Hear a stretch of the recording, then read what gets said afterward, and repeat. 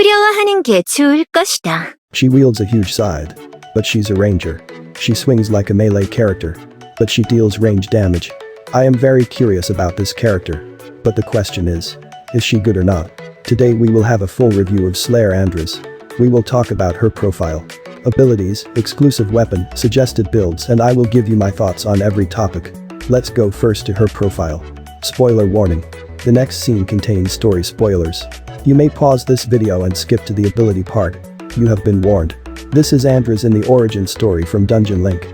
She is one of the demon gods that has contract with Lilith to save the demon world. She is inside the body of a demon girl named Selene.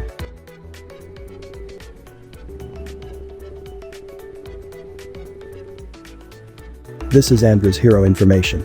Now let's go straight to her abilities. Andras has a party buff of range damage plus 50%. On max awakening, she will also have skill damage plus 10% and weapon skill regen speed plus 6%. This buff is very good in DPS, especially on guild raid. Her normal attack is called Demon God of Slaughter. It is separated into a normal attack and a character skill. Commence Hunt. Swings a giant scythe to inflict range damage to enemies. On hit, create one ice crystal, and the damaged enemy's defense is reduced by 20% for 3 seconds. I am shocked myself when I saw her normal attack because it is very slow and she swings it like a melee character. Despite its looks, it deals with range damage and reduces the enemy's defense. It has huge damage and it is very good in DPS. Violation. Throws the ice crystals in front of her to inflict damage. 2 ice crystals will form at the start of battle, and a maximum of 4 ice crystals can be formed. These ice crystals can pass through walls. It is good for kiting enemies.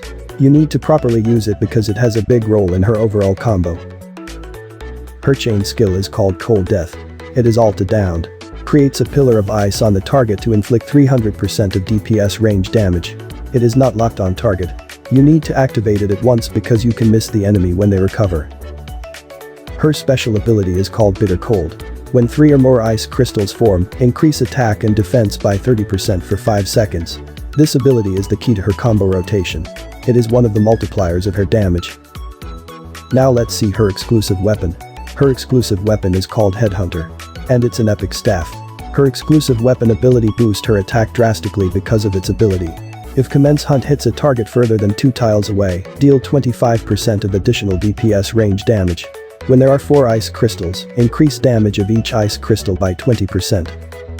It will make her attack deals more damage. This further increase her damage multiplier to 50% together with her special ability. Her weapon skill is called Piercing Scream. It is level 7.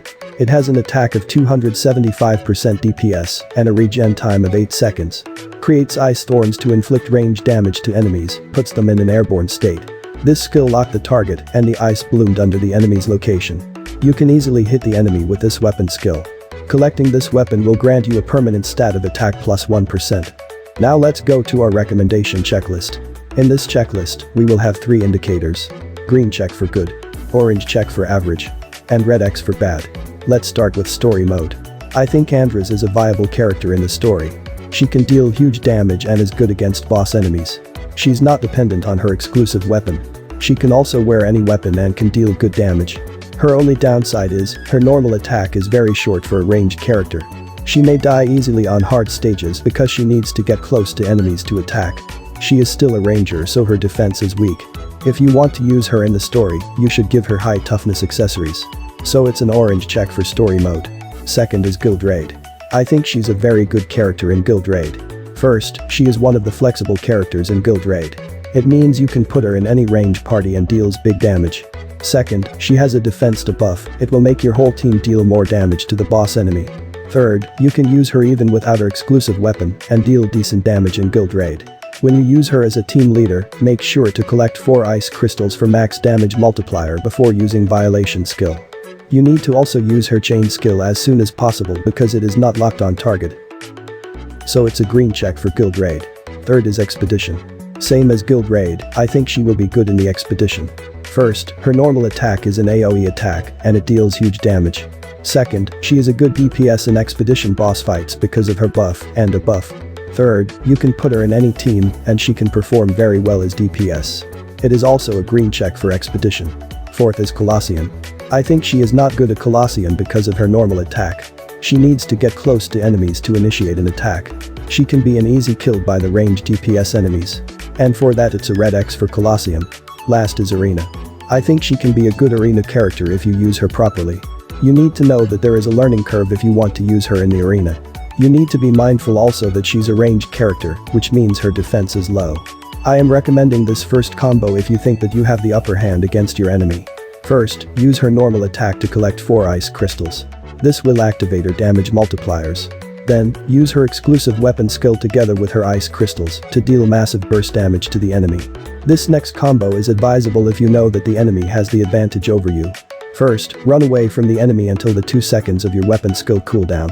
Then, hit the enemy once or twice and use her weapon skill together with the ice crystals.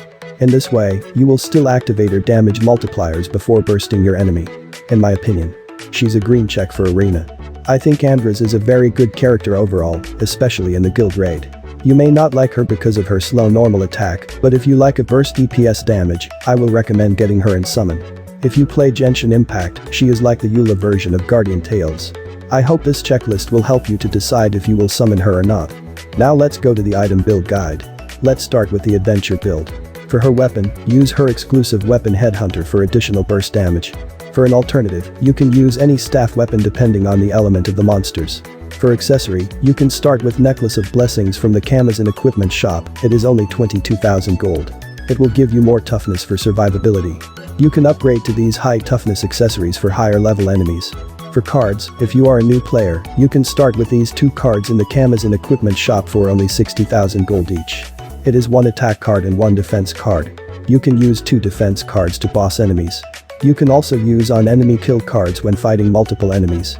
For merch, use Marina's Shark Keychain for additional toughness and water element damage. For relic, use the Solemn Ringing set for an additional HP party buff. The next build is for guild raid. For main weapon, use her exclusive weapon Headhunter for its ability. You can also use any high DPS weapon depending on the element of the boss. For accessories, use Sharpshooter for high DPS stats. You can upgrade to Sniper Goggles or Minotaur's Necklace for the endgame build. For cards, for the leader position, use 2 skill damage cards for high burst damage. For the member position, use 2 attack cards for the highest DPS output. For merch, use Mariel Cushion for additional burst damage. You can upgrade to Statue of Bravery and Invader Mothership for the endgame build. For relic, use Holy Vow or use the Eternal Unity set that has damage to boss monster stats. The next build is for expedition. For main weapon, use her exclusive weapon Headhunter for high damage output. For accessories, use Sharpshooter, Sniper Goggles, or Minotaur's Necklace. For cards, use 2 skill damage cards for high burst damage. You can also use on enemy kill cards when fighting multiple enemies. For merch, use Mariel Cushion for additional burst damage. You can upgrade to the Statue of Bravery for more DPS.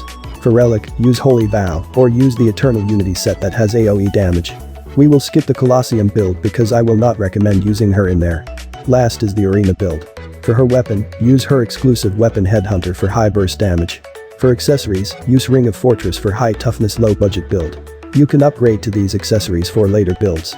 For cards, use 2 defense cards for additional toughness. For merch, use Mariel Cushion for additional burst damage.